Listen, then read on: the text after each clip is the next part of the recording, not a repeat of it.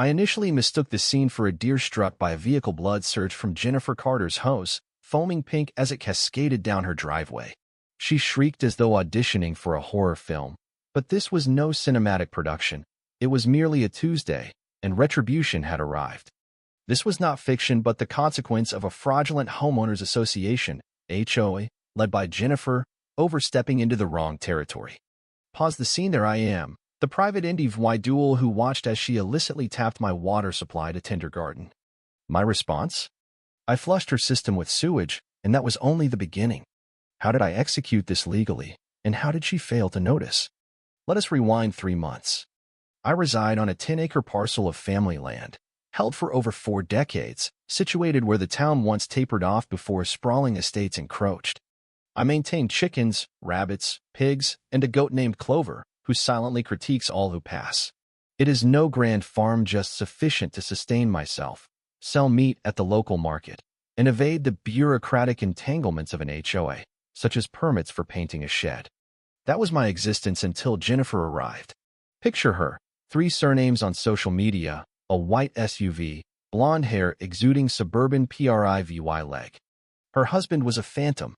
Her presence, however, was unmistakable. Widened in passive-aggressive notes, accidental trash bin collisions, and HOA letters printed in her default font.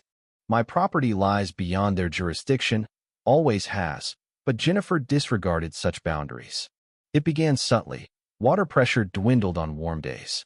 I suspected my well pump until I glimpsed her through the hedge leisure-clad, hosing her driveway with my water, connected to an old spigot from a prior easement intended for emergencies, not scrubbing bird droppings off her luxury vehicle. I confronted her, courteously but firmly. "What are you doing?" I inquired. "Oh, I assumed it was communal water," she replied with a smile, as if I had offered her a favor. "You don't mind, do you?" "Neighbors." I minded considerably. Land, my pump, my filtered water. I warned her and secured the spigot with a padlock. 2 days later, the lock was severed, replaced by her gleaming hose, the same model she boasted about online for her prized flowers. I refrained from further confrontation. I have dealt with HOA types before.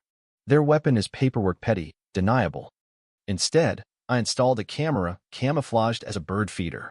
Within a week, I recorded her using it 6 times, spraying her child as if at a water park, even filling an inflatable pool. I presented the evidence to the HOA. They dismissed it with laughter, asserting I had no grounds to object without membership.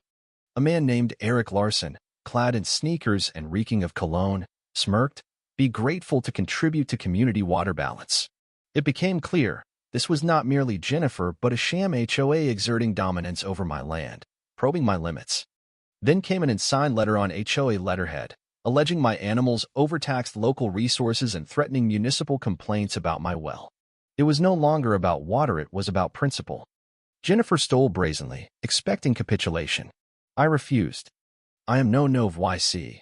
I constructed my plumbing, including a waste system for slaughter days, complete with a reserve tank for strategic contingencies.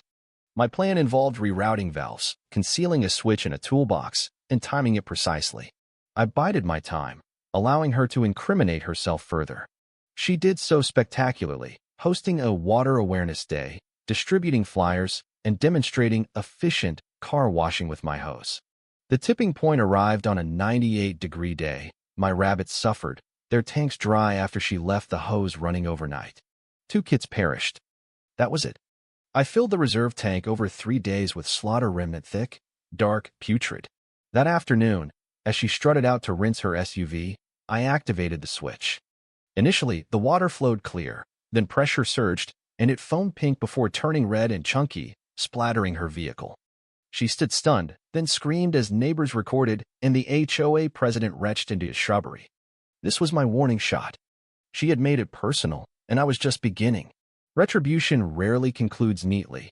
Individuals like Jennifer do not retreat, they escalate. 2 days after the deluge, a knock came, not police, not a peace offering, but Laura Evans, a self-styled dispute resolution liaison, a fabricated title dripping with corporate desperation. She delivered a summons to a water usage tribunal that Saturday. I am not part of the HOA dues, no meetings at the presumed judicial authority. What jurisdiction? I asked. Laura smirked. Your easement's a gray area of mutual interest, given legacy utilities. I laughed at the absurdity. A cease and desist followed, claiming my agricultural fluids endangered public health, demanding I sever external lines or face consequences. Jennifer observed from her porch, exuding theatrical menace. 3 days of silence in Swedno host theft, no letters too quiet. She was plotting chaos, and Saturday confirmed it. The tribunal convened in Eric's garage, folding chairs, a plastic table, cucumber Watera parody of mediation. Jennifer, Laura, and Eric sat smugly, listing accusations: water theft, contamination, intent to defame. I questioned their authority. Under Re VYEW, Laura evaded. Laws broken. Community integrity supersedes ordinances, Jennifer asserted. I nearly choked on a stale cookie. Very VY denke? Photos of my hose, animals, a magnified rabbit pellet pro-VYing over allocation. I let them ramble, Jennifer on standards, Eric on fines, Laura proposing mediation, then presented my dossier, a 1984 easement for emergencies only, an attorney's letter affirming my well's autonomy, and a USB of Jennifer stealing, cutting locks, attaching her hose. Eric faltered, Laura blanched, Jennifer spat. Retaliation is dangerous. I leaned forward. The danger is you belie VYing rules don't apply. I departed. They did not need to concur. They needed to recognize my resolve. That night, I uploaded the footage to a local watchdog group 10,000 drama-eager members. When HOA Jennifer thinks your hose is hers, zoomed on her spraying her child, sipping coffee. It garnered 1,000 shares by morning. She countered, summoning a city inspector to my land, alleging an unlicensed farm. He examined my setup, shrugged, checks out. She shrieked. Trespassing? He asked her. She stormed off, flushed. 2 of these a week, usually her, he muttered. She persisted, driven by control, not justice. I prepared for escalation, rewiring my system. The external spigot now drew from a new tank, the original water rerouted underground. The old hose became a prop for vengeance. I constructed a shed tank, pump, heater, filter, filled it with fresh pig blood and soap for foam, warm and pressurized, timed for her next wash. 2 days later, she emerged, sunglasses, branded leggings, pressure washer in tow. I observed from my porch, Clover at my side. She connected my hose, turned it on. Clear water flowed briefly, lulling her. Then the pump kicked in, pink rippled. Then red flooded her SUV, thick with gore, foam bubbling crimson. The stench metallic, rotten hit as she screamed, flailing, dousing herself. Neighbors filmed. Eric gagged and fled. I shut it off calmly. What did you do? She shrieked, dripping. My hose, my tank. You trespassed, ignored warnings, got caught. What did you do? Silence. She summoned police, alleging biohazards. I presented easement documents, footage, my complaint. It's Hishkin put juice in it, the officer said. Animal control cleared me. It was legal storage. Her furious social media rant flopped. But a viral video, Jennifer's extra flavor, hit 1 million views, laughter burying her. She retreated, curtains drawn, blood-caked car abandoned. I pressed on. When she tried the health department, they dismissed her. I purchased the house across my street cheap.